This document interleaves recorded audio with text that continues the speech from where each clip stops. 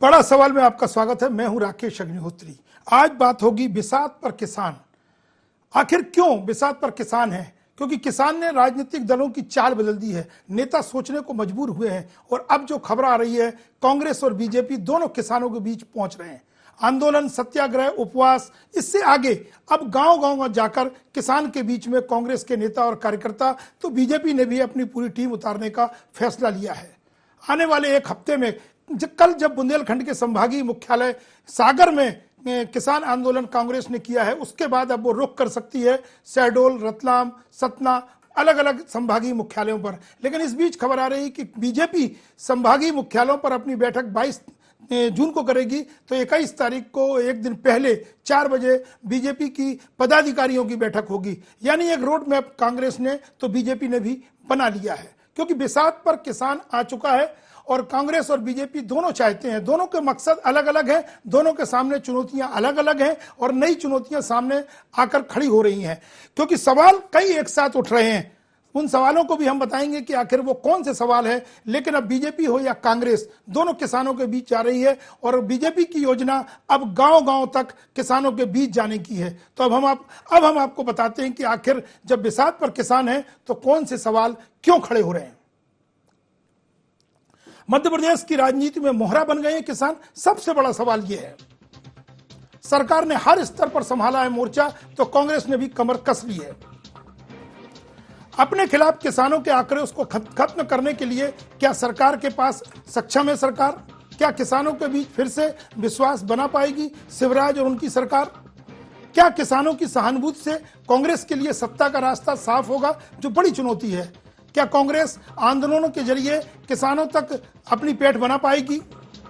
क्या यूपी, महाराष्ट्र और पंजाब जो कांग्रेस शासित राज्य है उसमें भी कर्ज माफ किया गया है, तो क्या मध्य प्रदेश सरकार भी कर्ज माफ करेगी?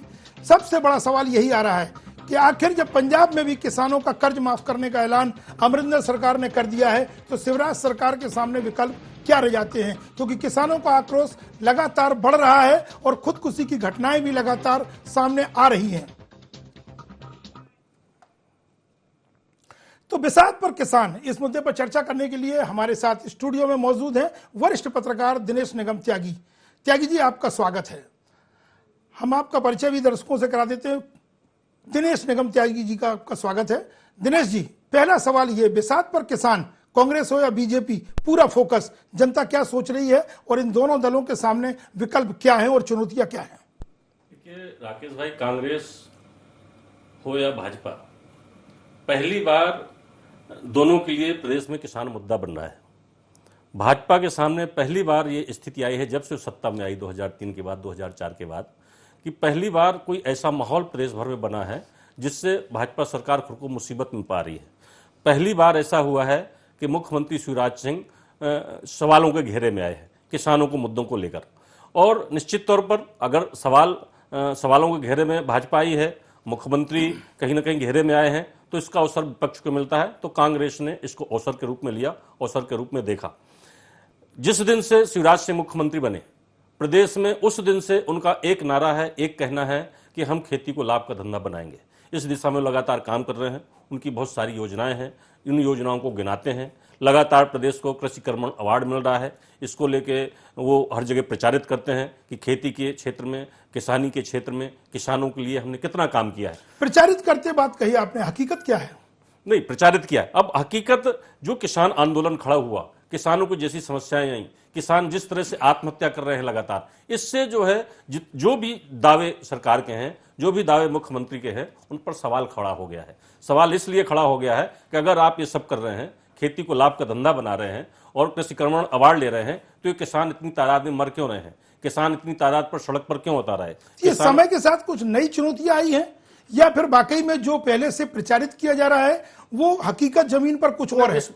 इसमें दोनों बातें हैं। देखिए, सरकार ने किसानों के लिए, खेती के लिए काम किया है, सिंचाई का रकबा बढ़ा है, इसमें कोई संदेह नहीं है। कृषि कर्मण पुरस्कार भी मिला है, पुरस्कार। लेकिन एनडीए हो या यूपीए हो, दोनों इसके अलावा कि जैसे आपने रकबा बढ़ाया, सिंचाई के साधन बढ़ाए, बीज अच्छा दे रहे हो, उत्पादन ज्यादा हुआ है, तो ये भी सरकार की गारंटी है कि अगर किसानों की उपज सामने आई है तो उसको उचित मूल्य मिले उसका। भाई, किसान अपनी पूरी कमाई, अपनी पूंजी खेतों में लगा देता है। बाढ़ आ जाए तो उसकी पूंजी बर्बाद हो गई, सूखा पड़ जाए तो उसकी पूंजी बर्बाद हो गई। लेकिन अगर ऐसी स्थिति बनी कि उनकी पैदावार ज्यादा हुई, उपज ज्यादा हुई, तो इसके बाद भी किसान मर रहा है, किसान परेशान है। क्यों? क्योंकि पूंजी लग गई लेकिन उपज का दाम नहीं मिल रहा है। दिनेश जी, हम आपको थोड़ा सा रोकना चाहेंगे। हमारे साथ वरिष्ठ पत्रकार मनीष दीक्षित जी जुड़ गए हैं। मनीष जी, किसान बिसात पर किसान आ चुका है, लेकिन किसान की मुख्य समस्या क्या है? जबकि उत्तर प्रदेश और महाराष्ट्र के बाद अब कांग्रेस शासित जो राज्य है पंजाब, उसने भी किसानों के कर्ज के माफी का ऐलान किया है, उसका एक क्राइटेरिया बना है। मध्य प्रदेश में किसानों पर जो ब्याज लेना है,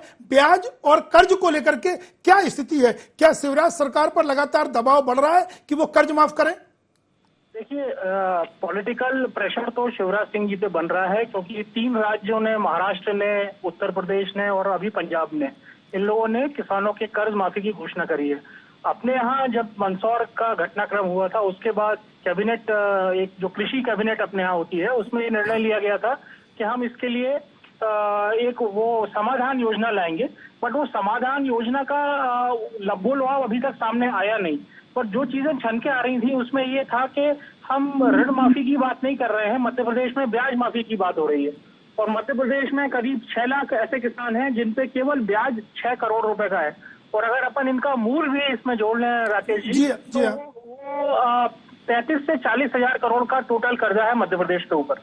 तो यही फिगर इतना बड़ा हो जाता है तो कर्ज को लेकर के क्या स्थिति होगी? क्योंकि ये कहते हैं कि -10% में हम कर्ज लोगों को मुहैया करा रहे हैं किसानों को, तो कर्ज माफी की मांग तक तो अभी ये लोग सोचने को ही विवश नहीं हुए। क्योंकि जो समाधान आपने योजना बनाई है या जो विपणन आयोग बन रहा था, ये दोनों की स्थिति और थोड़ा एक बार बताइए। लंबा समय गुजर गया है, सरकार की दिशा क्या है? और फिर कर्ज माफी की अगर सोचते हैं तो वो कितना दबाव आएगा सरकार के ऊपर?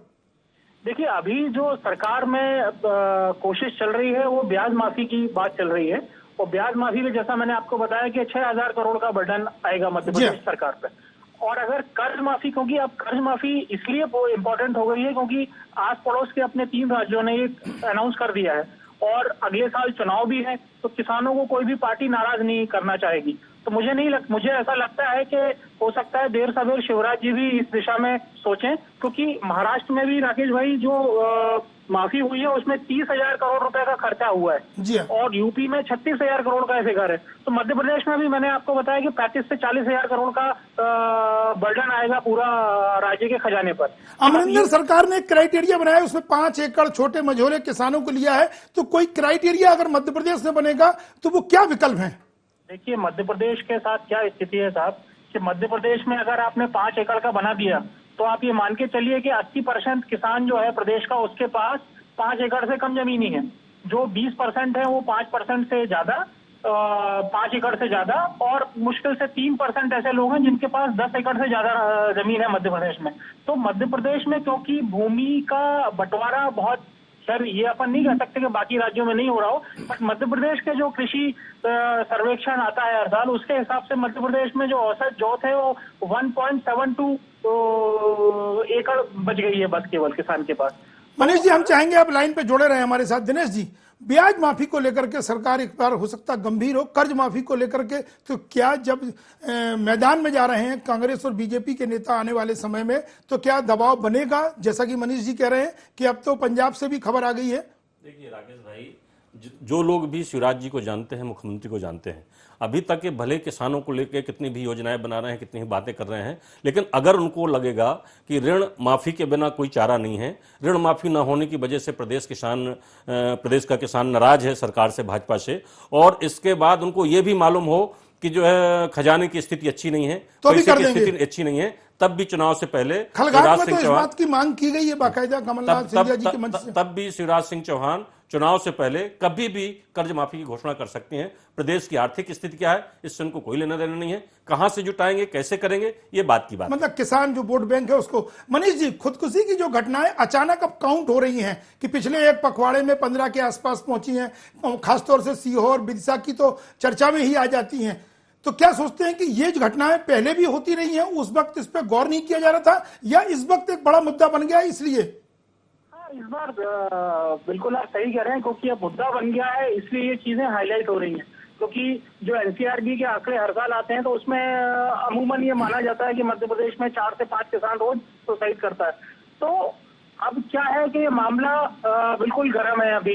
इसको कांग्रेस भी एनकेश करने के लिए पूरी अपनी जोर लगा रही है। और आप देखिए जो पटल से गायब हो गई थी कांग्रेस, वो एकदम से वो रिवाइव कर रही है, उनके नेता एक्टिव हो रहे हैं। तो ये सरकार की मजबूरी रहेगी कि क्योंकि किसान देखिए बहुत बड़ा वोट बैंक है, और किसानों का और उनके परिवार को अगर जोड़ दिया जाए तो ये आप मान के चलिए कि मतलब आपके 60% 70% तो ऊपर चला जाएगा आपका। तो मतलब अगर किसान दबाव बनाते और विपक्ष दबाव बनाता है तो शिवराज सरकार को सोचना पड़ेगा। मनीष जी, हम चाहेंगे थोड़ी देर और आप हमारे साथ लाइन पर आए। कांग्रेस के वरिष्ठ नेता राजा पटरेजा जी जुड़ गए। राजा पटरेजा जी, आपका स्वागत है बड़ा सवाल में। धन्यवाद। कर्ज माफी को लेकर के कांग्रेस कितना आक्रामक हो सकती है? क्या दूसरे विकल्प सरकार के पास बचते हैं? देखिए, हमने पंजाब में कर्ज माफ कर दिया है। इसके पहले भी हम पूरे देश का 72,000 करोड़ रुपए का कर्ज माफ कर चुके थे। शिवराज सरकार को चाहिए कि किसानों की इस भयावह स्थिति में वो जो कई बार बोल चुके हैं कर्ज माफ की, उनको ससम्मान किसानों का कर्जा माफ करना चाहिए, और जो दोषी अधिकारियों ने जिन पर गोली चलाई है उनके लिए बर्खास्त करना चाहिए, और उनको खुद सरकार से इस्तीफा देना चाहिए। आज 98 लाख किसान इस देश में हैं। इन 10 वर्षों में 12 लाख किसान घटे हैं, और 48 लाख लोग जो हैं वो आपके खेतीहर मजदूर बढ़ गए हैं। 5 एकड़ से नीचे वाला किसान जो है वो भयावह स्थिति में, उसकी एवरेज मंथली इनकम 1600 रुपए हो गई है। इन हालातों को देखते हुए किसान के साथ कांग्रेस पार्टी और किसान आंदोलन के साथ खम ठोक के लड़ाई लड़ेगी, और इस सरकार के नाकों चने चबवाने का काम करेगी। कैसी लड़ाई लड़ेंगे राजा पटरेजा जी? कल तो सागर में जो प्रदर्शन हुआ तो कार्यकर्ता अपने नेता के निशाने पर ही आ जाता है ना। देखिए, यदि हमारा नौजवान कार्यकर्ता कहीं जोश में आएगा, कहीं गुस्से में आएगा, किसान का लड़का रहा होगा, पीड़ित था, तो उसने यदि कोई अभद्रता या हिंसा की तरफ बढ़ेगा, तो अजय सिंह ने, जो सीनियर नेता है हमारी पार्टी के, नेता प्रतिपक्ष है, अरुण जी हमारे अध्यक्ष है, और यदि उन्होंने किसी कार्यकर्ता को रोका और एक बुजुर्ग की हैसियत से समझाया, तो इसको निशाने पर नहीं आएंगे। हम गांधीवादी, नेहरूवादी, लोहियावादी तरीकों में आस्था रखने वाले लोग हैं, अहिंसा वाले लोग हैं। किसी भी किस्म की उद्दंडता को हम माने अनुशासन का पाठ पढ़ाया जा रहा है। लेकिन राजा पटरेजा जी, आगे के क्या कार्यक्रम है? आप भोपाल के सत्याग्रह से खलघाट और सागर के मुख्यालय, संभागीय मुख्यालय पहुंचे, आगे क्या कार्यक्रम है पार्टी के? पार्टी लगातार इसके ऊपर संघर्ष कर रही है। अभी लगातार शहडोल है, जबलपुर है, कटनी है, इन सभी जगहों पर इस आंदोलन के लिए ले जाया जाएगा, और वास्तव में लोग किसानों को ये बताया जाएगा कि यह समस्या आज से नहीं है। अटल बिहारी के समय जीडीपी में 28% योगदान था कृषि का, तो घट करके 22 हो गया था जब उन्होंने सरकार छोड़ी थी। आज उसी रास्ते पर मोदी साहब चल रहे हैं। कृषि से आदमी का हिस्सा घटाया जाए और लोगों को कम से कम किया जाए, और मजदूरी हो जाए। इंडस्ट्रियलिस्ट लोगों के लिए इस देश में जगह है। चलिए राजा पटरेजा जी, हम चाहेंगे आप हमारे साथ लाइन पे जुड़े रहे। मनीष जी, एक सवाल और बनता है, मुख्यमंत्री जब उपवास पर बैठे थे, जो घोषणाएं की थी करीब 1 दर्जन, उसमें कितने को दिशा मिल गई है? देखिए, उसमें कई घोषणाएं तो जल्दबाजी में की थी। जैसे उसमें एक बड़ी घोषणा करी थी कि जिस किसान का उत्पादन अगर एमएसपी से नीचे खरीदा जाएगा तो उसको अवैधानिक माना जाएगा, और उससे केस रजिस्टर किया जाएगा जो मंडी वाला या जो इनका कर्मचारी नहीं लेगा। बट बाद में सरकार को रियलाइज हुआ कि साहब ये तो हो नहीं सकता, क्योंकि उसके लिए आपको सीआरपीसी और आईपीसी में अमेंडमेंट करना पड़ेगा, क्योंकि हर चीज को क्राइम आप नहीं बना सकते जब तक इसमें केंद्र सरकार की अनुमति ना हो। मगर बाकी जो चीजें हैं, जैसे प्याज की खरीदी की बात की है, तो प्याज की खरीदी प्रदेश के कई हिस्सों में हो रही है, बट उसमें भी बड़े अलग अलग तरह की बातें आ रही हैं कि जितना अपना रकबा नहीं था उससे ज्यादा प्याज अपन ने खरीद ली। इसका मतलब है कि वो रिसाइकिल होकर फिर से वो बेच दी आपने, उसने पीडीएस की दुकान में बेच दी, पीडीएस से फिर किसान ने खरीद ली या व्यापारी ने खरीद ली, उसने फिर से दे दी। तो ये भी एक चल रहा है, और इसमें जो जिसको अपन बोलते हैं ना बिचौलिए, जी बिचौलिए सक्रिय है।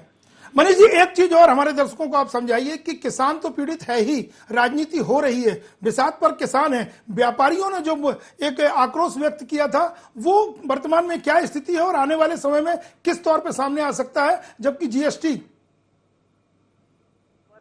को लेकर बहुत ज्यादा घबराया हुआ है। उसका कारण ये है कि अभी जीएसटी के बारे में ज्यादा जो अपन बोलते हैं ना कि जिस किसी चीज को लाने के पहले उसके बारे में आप उसकी जानकारी लोगों के बीच पहुंचा दो, तो शायद उसमें कहीं ना कहीं कोई कमी रह गई है और उसके चलते जो कंफ्यूजन क्रिएट हो रहा है वो बहुत ही नुकसानदायक होगा। और भाजपा के लिए ये ज्यादा खतरे की घंटी इसलिए है कि किसान और छोटे व्यापारी भाजपा का बड़ा कोर वोट बैंक माना जाता है, और अगर व्यापारी इनसे नाराज हो गए तो इनको सोचना पड़ेगा। क्योंकि अभी आप देखिए जो रेट पहले तय किए गए थे कश्मीर की बैठक में, उसमें से 66 चीजों के रेट अभी जेटली जी ने 2 दिन पहले कम कर दिए हैं, क्योंकि प्रेशर बहुत आ रहा है। कई चीजों पे, कपड़े जैसे पे आपने 12% वो लगा दिया है। अच्छा, ये तो छोड़ दीजिए आपके किस चीज पे कितना टैक्स लगेगा। व्यापारियों की समस्या यह है कि जिसको एक साल में 4 फॉर्म भरने रहते थे, अब उसको 30 फॉर्म भरने हैं, हर 3 महीने में उसको 30 फॉर्म भरने, तो वो आदमी अपना धंधा करेगा या फॉर्म भरेगा आपकी। तो इसको लेकर भी मुझे लगता है कि आगे नुकसान उठाना पड़ सकता है बीजेपी।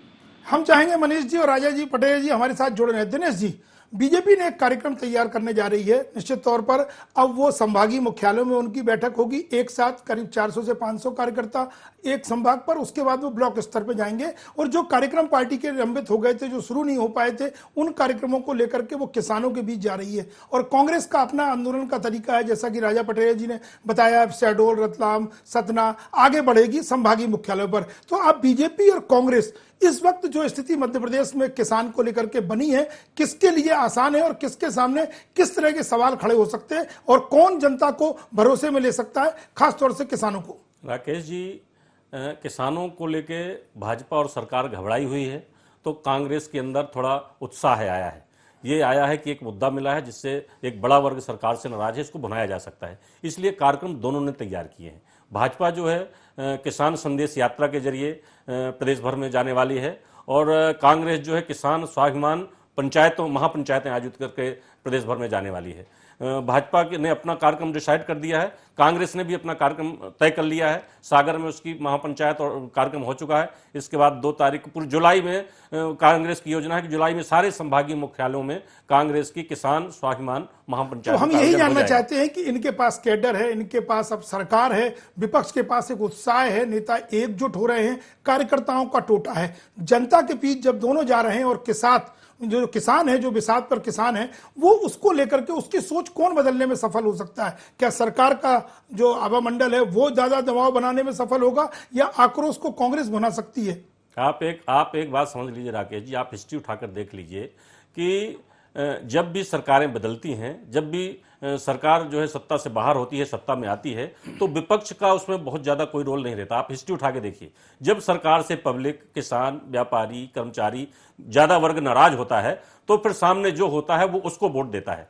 तो सामने वाली पार्टी को, सामने वाले दल को बहुत ज्यादा कुछ करना नहीं पड़ता। सरकार का अगर सब कुछ ठीक ठाक चल रहा है, सरकार से जनता प्रसन्न है, तो विपक्ष बहुत हाथ पैर मारता है लेकिन वो कुछ नहीं कर पाता। आज की स्थिति में व्यापारी हो, किसान हो, कर्मचारी हो, बहुत सारे वर्ग हैं जो सरकार के खिलाफ सड़क में हैं और ऐसा लगता है कि ईमानदारी से नाराज है। ऐसे में जो है किसानों को लगातार आत्महत्याओं करना, आत्महत्याएं की खबरें आना, इससे जो है भाजपा बहुत चिंतित है, कांग्रेस में उत्साह है। मेरा मानना यह है अगर इस नाराजगी को भाजपा नहीं रोक पाई तो भाजपा को नुकसानदायक हो सकता है, भाजपा को इसका खामियाजा भुगतना पड़ सकता है। चलिए एक बार फिर हम मनीष जी के पास चलते हैं। मनीष जी, सियासत में कहते हैं ना कि टाइमिंग बहुत मायने रखती है। जो ये समय, जो परिस्थितियां जो बनी, जो चुनौतियां हैं, शिवराज के लिए अभी संभालने का मौका है या धीरे धीरे चीजें हाथ से निकल रही हैं? देखिए, मेरा मानना है कि शिवराज सिंह की जो यूएसपी थी, किसानों के बीच में जो उनकी पॉपुलैरिटी थी, उसमें एक डेंट तो लगा है राकेश जी। जी हाँ। अब वो डेंट कितना, अब ये कांग्रेस के ऊपर है कि उस डेंट को गहरा करती है। अगर कांग्रेस एकजुट के हिसाब से जैसा ये लोग कर रहे हैं, जैसा प्लान किया है, और दूसरी तरफ बीजेपी की पूरी कोशिश रहेगी कि उस डेंट को छुपा दे। वो जैसा गाड़ियों में डेंट लगता है ना, अपन जी हाँ, जी हाँ, जी हाँ। तो उनकी कोशिश रहेगी कि डेंट दिखे नहीं। बट एक बात तय है कि जो जिस छवि की मुख्यमंत्री जी बार बार बात करते थे, किसान पुत्र होने की जो बात करते थे और अपने आप को किसानों से जोड़ते थे और किसान उनसे जुड़े भी हुए थे अभी तक, बट मंदसौर की घटना के बाद और ये लगातार जो आत्महत्याओं का दौर चल रहा है, इससे उनको और उनकी छवि को बहुत गहरा झटका लगा है, ऐसा मुझे लगता है। और इसी बात की चिंता उनके अलावा उनकी पार्टी के लोग भी कर रहे हैं, क्योंकि भाजपा के पास अब शिवराज सिंह का रिप्लेसमेंट आज की डेट में नहीं है तैयार कि आप एक को हटा के दूसरे को बना दो। जो कुछ कर रहे हैं शिवराज के आगे रख के ही होना है। एग्जैक्टली। तो मनीष जी, डेंट पहले भी जब व्यापम और डंपर हुआ था वो अलग तरह का था, भ्रष्टाचार था, अनियमितता थी।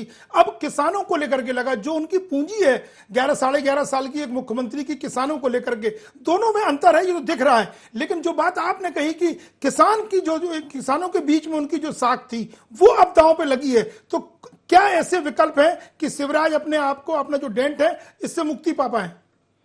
भाई इसका सबसे बड़ा जो उसके लिए रेमेडी है वो, जैसे अपने दिनेश भाई ने बताया कि वो हर हालत में कर्जा माफ करेंगे। मगर आप ये मान के चलिए कि कर्जा माफ कर दो, आप उनको उनकी फसल दुगने दाम पे खरीद लो, मगर जो आपकी एक उनसे जो एसोसिएशन था या बॉन्डिंग थी किसानों के साथ, उसमें तो फर्क आया है। वो डैमेज हो गए। इस घटना के दौरान हमारा भी कई जगह जाना हुआ, तो किसान लोग वाकई बहुत नाराज हैं सरकार से। चलिए, हमारे साथ बीजेपी के प्रवक्ता रजनीश अग्रवाल जी भी जुड़ गए हैं। रजनीश जी, डैमेज कंट्रोल में कितना सफल होगी, जबकि मुख्यमंत्री भी सप्ताह में 3 दिन किसानों के बीच जाएंगे और आप ब्लॉक स्तर तक, संभागीय मुख्यालयों से ब्लॉक स्तर तक जा रहे हैं, और जैसा कि मनीष जी कह रहे हैं, जो किसान हितैषी छवि थी उसको कहीं ना कहीं डेंट लगा है शिवराज जी की। देखिए, मध्य प्रदेश में मुख्यमंत्री के नाते शिवराज जी ने जो किसानों के लिए किया है, नीति के स्तर पर, योजना कार्यक्रमों के स्तर पर, या तमाम प्रकार की सौगातों, मुआवजा, राहत के स्तर पर, वो किसी अन्य राज्य में नहीं हुआ। अभी समस्या जो खड़ी हुई वो ये हुई कि पैदावार ज्यादा हो गई, पैदावार के हिसाब से मूल्य उनको नहीं मिल पाया, खासकर सब्जियों का या दूध का।